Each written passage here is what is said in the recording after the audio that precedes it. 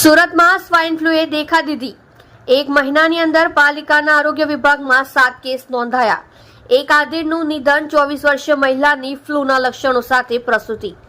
Surat civil હોસ્પિટલમાં એક 24 વર્ષીય મહિલાને સ્વાઇન ફ્લૂ થઈ જતા દાખલ કરવામાં આવી છે। પ્રેગ્નન્સી દરમિયાન મહિલાને સ્વાઇન ફ્લૂના લક્ષણો દેખાયા હતા।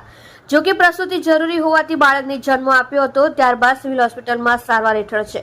અત્રે ઉલ્લેખનીય છે કે 8 દિવસ પહેલા ડિંડોલી રહેતા એક આધેડ પોલીસ કર્મચારીનું સ્વાઇન ફ્લૂના સંક્રમણ બાદ સારવાર દરમિયાન મોત નીપજ્યું હતું। 24 વર્ષીય પ્રેગ્નેન્ટ મહિલામાં સ્વાઇન ફ્લૂના લક્ષણો દેખાયા।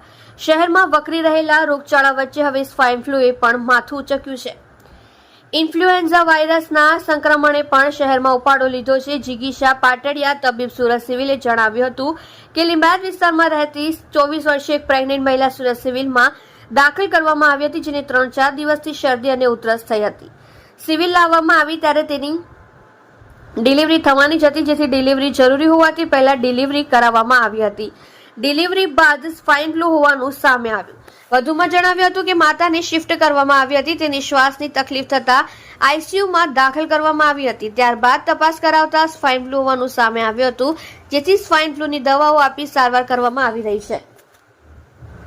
હાલ મહિલાની હાલતમાં સુધારો જોવા મળી રહ્યો છે। સુરત સિવિલમાં હાલ સ્વાઇન ફ્લૂ સામે પહોંચી વળતા તમામ રીજે સજ્જ છે। એક મહિનાની અંદર સ્વાઇન ફ્લૂના 7 કેસ નોંધાયા।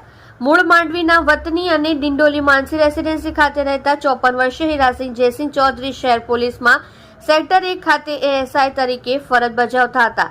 ગઈકાલ તારીખ 26 જુલાઈના રોજ તેમને તાવ આવ્યો હતો અને સારવાર માટે ખાનગી હોસ્પિટલમાં દાખલ કરવામાં આવ્યા હતા, જ્યાં તેમના રિપોર્ટ કરાવતા સ્વાઇન ફ્લૂ પોઝિટિવ આવતા સારવાર ચાલી રહી હતી। ગત 30 જુલાઈના રોજ રાત્રે તેમનું મોત નીપજ્યું હતું। છેલ્લા 1 મહિનાની અંદર પાલિકાના આરોગ્ય વિભાગમાં સ્વાઇન ફ્લૂના 7 કેસ નોંધાયા છે।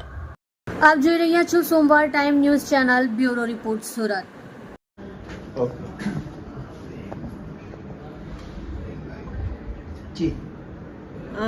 હું નવી સિવિલ હોસ્પિટલ સુરત ખાતેથી તબીબ તરીકે આપ સૌને જણાવી દઉં કે અમારી પાસે એક મહિલા જે પ્રેગ્નન્ટ હતી, એ 24 વર્ષીય એક મહિલા અમારી પાસે આવી હતી, જેને 3-4 દિવસથી ખાંસી શરદીની તકલીફ હતી, જે લિંબાયતમાં રહેતી હતી।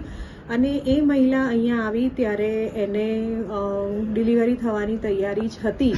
એની પરિસ્થિતિને જોયા બાદ જરૂરી ડિલિવરી કર્યા પછી મધરને ત્યાં શિફ્ટ કરવામાં આવેલી હતી અને એ પછી એને શ્વાસની તકલીફ શરૂ થતાં એને જરૂરી આઈસીયુમાં શિફ્ટ કર્યા પછી આગળ વધારે તપાસ કરાવતા અમને એનામાં સ્વાઇન ફ્લૂના લક્ષણો જણાયા હતા।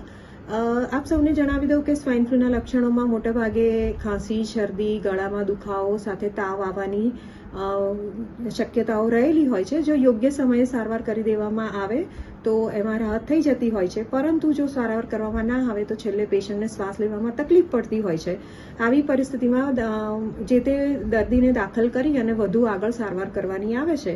અમારે ત્યાં દાખલ થયેલ પેશન્ટમાં ખાંસી શરદીની તકલીફ હતી અને પછી એને શ્વાસ લેવામાં થોડી તકલીફ જણાતા આઈસીયુમાં દાખલ કરી જરૂરી સારવાર કરી અને એને જે દવાઓ છે, જે સ્પેસિફિક સ્વાઇન ફ્લૂ માટે આપણે દવાઓ છે એ ચાલુ કરવામાં આવી છે અને એ દર્દીની હાલત અત્યારે સ્થિર છે।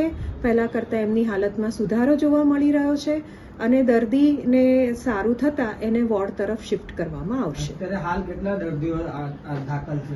અત્યારે અમારે ત્યાં જે ગર્ભવતી મહિલા ત્યાં એક જ હતી અને ઓપીડીના બેઝ ઉપર આવા લક્ષણોવાળા ઘણા બધા પેશન્ટો આવે છે। સરકારશ્રીની ગાઈડલાઈન પ્રમાણે આમાં જરૂરી દવાઓ આપવામાં આવે છે। જો કેટેગરી સીમાં હોય પેશન્ટ, એનો મતલબ કે બહુ જ ગંભીર હોય તો આવા પેશન્ટોને દાખલ કરી અને આઈસીયુની જરૂર હોય તો આઈસીયુની અથવા વોર્ડ સાઇડ એને ટ્રીટમેન્ટ આપવામાં આવે છે। જરૂરી તપાસ કરાવવામાં આવે છે। એ માટેની તપાસની અને જે પણ જરૂરી દવાઓ છે એ બધી સિવિલ હોસ્પિટલ સુરત ખાતે ઉપલબ્ધ છે।